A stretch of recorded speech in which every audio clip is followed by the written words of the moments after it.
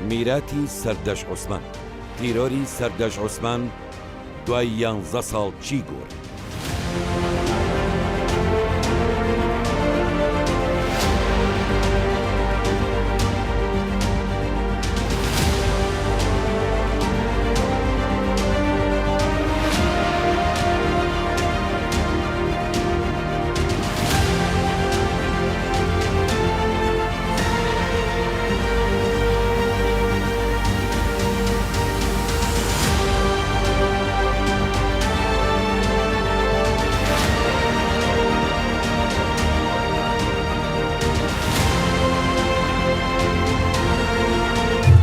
نووسەری بابەتی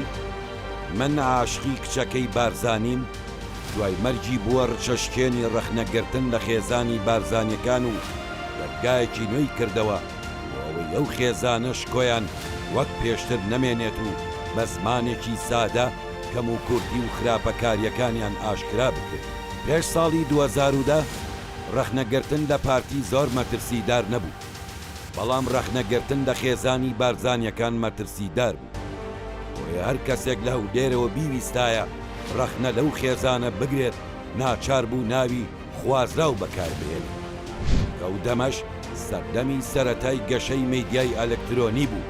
بۆیە قورس بوو بۆ ئەوەی سەرچاوەی ناوە خوازراوەکان بدۆزرێتەوە. لەو دەمەدا وتارێک لەژێر ناوی من عاشقی کچەکەی بارزانیم لە سایتی کوردستان پۆست بڵاو کرایەوە کە نووسەرەکەی سەرۆ سەردەش بوو. دواییتر هەوڵەکانی دەستگای پاراستن نووسەری ئەو بابەتەی ئاشکرا کرد کە سەردەش عوسمان. دواتر دەستگاکە بڕیار دەدات جوڵە و پەیوەندیەکانی ئەو گەنجە کە خۆناغی کۆتایی زانکۆی بوو بخاتە ژێر چاودێریەوە.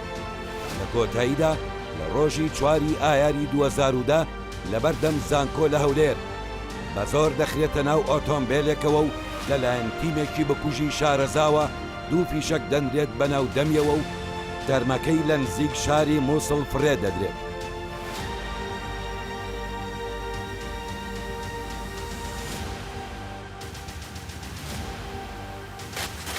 ماڵپەری تەفدا لە ڕێگای سەرچاوی خۆی ناو دەستگای پاراستن ڕێگەیان.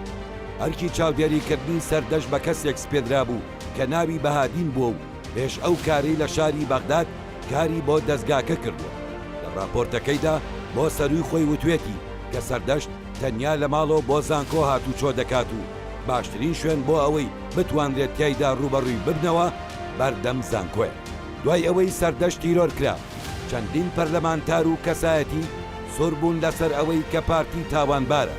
بەڵام هیچ بەڵگەیەکیان نەبوو بۆ تاوانبارکردنی. بۆیە دەیانوت بەهۆی ئەوەی پارتی خۆی دەسەڵاتدارە لە شارەکەدا بۆیە دەبێت بکوژەکان ئاشکرا بکات. لایەنە پەیوەنددارەکانی ئەمنی بەرپرسیارن لە شەهیدکردن و لە تیرۆرکردنی لاوێکی بەهرەمەند و بەتوانە بەتایبەتی کێشەکەی کە کێشەیەکە پەیوەنددارە با کاری ڕۆژنامەگەری.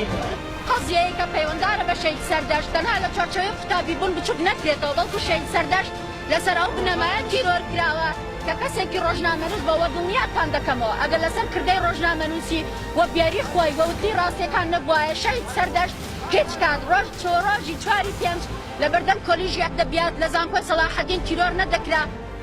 جگەلەوەی کاردانەوەی جەماوەریشی لێکەوتەوە و لەسەر جەم شارەکانی هەرێمی کوردستان خۆپیشاندان ئەنجامدرا.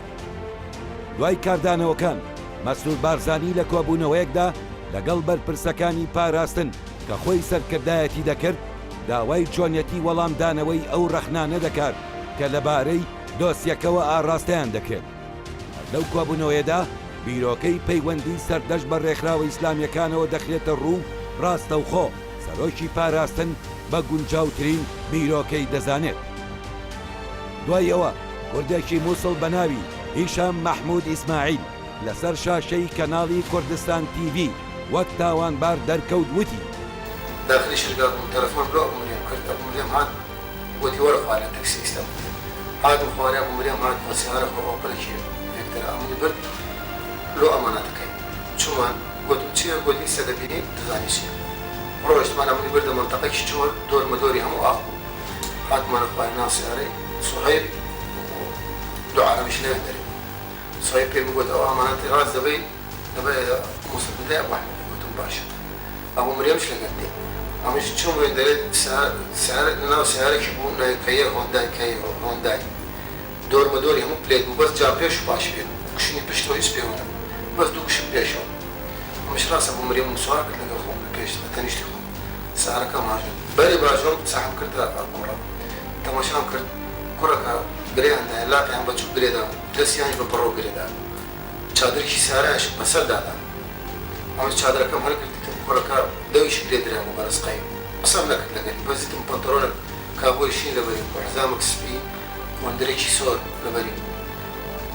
ئەمەش ڕاست چادرەکە بۆ مریەم بەسەری دادا و هاژرەتی ڕۆیشتی ئاژە دەرچوو ئەم ڕێگەکان دەزانم هەمووی دەناسم بەڕێ بەغدای مووسڵ ئەوێن دەرێ عسکەرەکان ئەوانە هەموو من دەناسن کەسم پلان ناکرێت چێکی شتێریش لەبەرم بوو کەس شتم پێ ناوە ڕاست چوو کە داخلی مووسڵ بووم لە دەوڕەی بەغدا تەلەفۆن بڵاو بوو ئەحمەد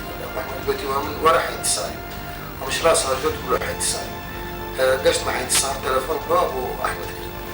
ئەموو گەڕیان بۆ ماڵی ئەموو مریەم نازانم چۆ شەرگا چۆ پێیجی نازانم ڕۆژ دوانە ئەموو چۆ پێیجی وتم ها بۆ ئەحمەد چتان کوڕەکە کرد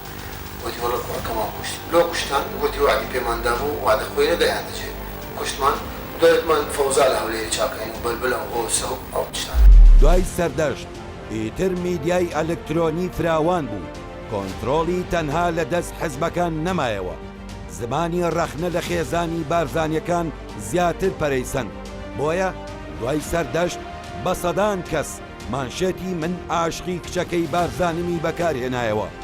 تا ئێستاش کە 11 ساڵ بەسەر مەرگیدا تێپەڕی کردووە خێزان و هاوڕێبازانی سەردەشت ئەو هیشامە بە بکوژی ئەو شەهیدەی قەڵەم نازان و دەیان وایە ئەو تاوانەکەی تەنها ئەوەندەیە کە تاوانێکی خستۆتە ئەستۆی خۆی کە ئەنجامی نەداوە داخی ئەوم لە دڵدایە نەیگەیشتمێ تا پێی بڵێم ئاگادار بە لەم وڵاتە ئەوەی قەڵەم چۆڵە چرا و ئاورجی بێ دەبێ زمان چەقۆی تیژی سەر قورجی بێ